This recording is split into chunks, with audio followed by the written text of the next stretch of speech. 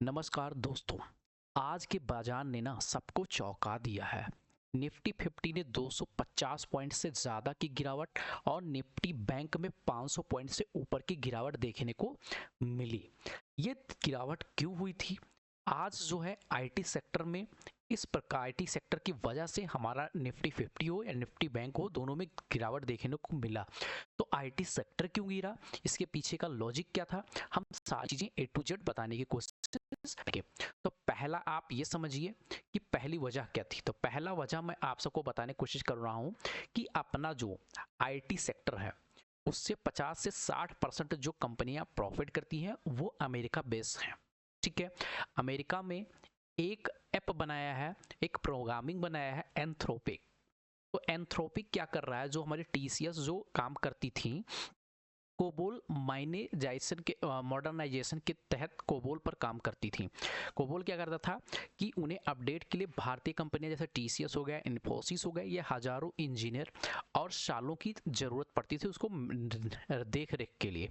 अभी क्या है, खतरा क्या है, एंथ्रोपिक का दावा है कि उन्होंने क्लाउड कोड का काम किया है, वो जो है कुछ ही हफ्तों में ये काम करके दे देंगे, जिससे क्या होगा कि इंजीनियरिंग हमारे को सीधा प्रभावित करेगा, जिसकी वजह से आज आईटी सेक्टर में 5 से 6% की भारी गिरावट देखने को मिली। आज निफ्टी आईटी सेक्टर जो अपने 30 महीनों के निचले स्तर पर आज देखने को मिला। अब क्या ये कंटिन्यू रहेगा? तो ये बिल्कुल अभी कंटिन्यू रहने वाला है। दूसरा, डोनाल्ड ट्रंप ने अचानक वैश्विक आयात शुल्क ग्लोबल टैरिफ जो था 10 से बढ़ा के 15% करने की धमकी दी, जिससे निर्यात पर निर्भर आईटी कंपनियों के मुनाफे पर चोट पड़ने लगा, जिसके वजह से अभी जो है क्या है, मार्केट में उलटफेर देखने को मिली। कल हमने स्पेशली आप सबको बोला था कि अगर कल 25,600 का लेवल गिरता है तो एक बड़ा सेल ऑफ देखने को मिलेगा। मार्केट ने 25,500 मेरा पहला टारगेट था, इसको ब्रेक करेगा तो मेरा सेकंड टारगेट ये था, इसको ब्रेक करेगा तो यहां तक भी देखने को मिल सकता है। शेयर मार्केट मेरे सारे पॉइंट को यहां पर फिल कर दिया। अब कल के लिए बात कर लेता हूं। कल अगर निफ्टी 25,530 के ऊपर ग्रीन कैंडल के साथ क्लोजिंग करता है तो अप साइड 25,560 फिर 26,000 तक जाते हुए 25,600 तक जाते हुए दिख सकता है। यहाँ पर अगर रेड कैंडल बनाता है तो प्रॉफिट बुकिंग, अब इमीडिएट प्रॉफिट बुकिंग देखने को मिलेगा। सेम नीचे साइड में यहाँ तक आएगा। अगर यहाँ भी ग्रीन कैंडल के साथ क्लोजिंग कर देता 25,630 के ऊपर तो अगला टारगेट 25,700, अगला 25,760 तक 750 तक आपको देखने को मिल सकता है। दोनों कंडीशन कल most probably gap down open होगा। गैप डाउन में एक लाइन को देखोगे, फर्स्ट यहाँ सेकंड दोनों बना दे तो यहाँ पर आके मार्केट ज़्यादा चांस है कि रुकेगा। यहाँ इमीडिएट सपोर्ट बन, यहाँ ग्रीन कैंडल बना के या थोड़ी और टाइम बात व्यतीत करते, मतलब 1-2 घंटे, फिर 25,380 या 400 के ऊपर निकलता तो 460 500 तक का लेवल आपको इसके ऊपर सस्टेन किया, 550 और 600 तक भी जाते हुए शॉर्ट कवरिंग मूव देखने को मिल सकता है। तो दूसरा कंडीशन ये हुआ। तीसरा कंडीशन क्या हुआ, मार्केट यहाँ आए और यहाँ टाइम पास करे, मतलब 3-4-5 कैंडल यहाँ पर बनाए 1.5 घंटा बनाने के बाद में जैसे ही 25,300 या 290 का लेवल ब्रेक करता है तो 250, फिर 25,150 या 25,100 तक का मोमेंटम, ये फास्ट मूव आपको देखने को मिल सकता है। अगर ना निफ्टी इस लेवल को ब्रेक करता है ना इस लेवल को ब्रेक करता है तो अवॉइड कीजिएगा।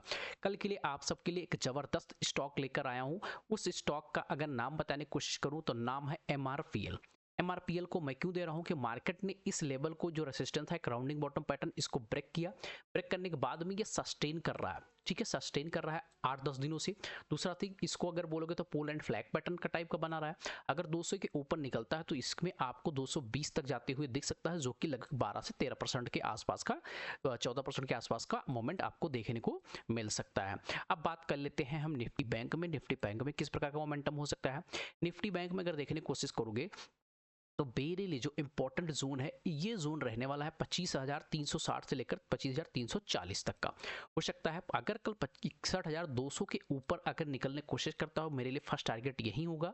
अगर इसके ऊपर ग्रीन कैंडल बना के क्लोज करता है तो अपसाइड मोमेंटम 61,600 61,760 तक का मोमेंटम अपसाइड देखने को मिल सकता है। अगर यहाँ रेड कैंडल ऊपर जाके रेड कैंडल बना देती है तो यहाँ प्रॉफिट बुकिंग 61,200 फिर 61,000 तक देखने को मिल सकती है। इसको ब्रेक करेगा तो आपको 60,800 तक का मोमेंटम देखने को मिल सकता है, क्योंकि यहाँ पर जो है फर्स्ट टाइम यहाँ, सेकंड टाइम यहाँ, थर्ड टाइम यहाँ देखने को मिल सकता है। इसके नीचे अगर निकलता तो एक बड़ा मूव शार्प सेलिंग देखने को मिल सकता है। तो इस पे फोकस बना के रखिएगा।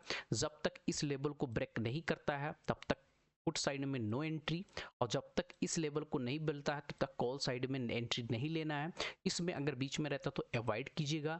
शॉर्ट कवरिंग मूव तभी आएगा जब 61,400 या 500 के ऊपर निकलना स्टार्ट करेगा तो शॉर्ट कवरिंग मूव देखने को मिलेगा, या इसके नीचे निकलेगा तो एक शार्प सेलिंग देखने को मिलेगा। तो अगर वीडियो अच्छा लगा हो लाइक शेयर सब्सक्राइब करना ना भूलें। मिलते हैं नेक्स्ट वीडियो में। Bye bye, take care.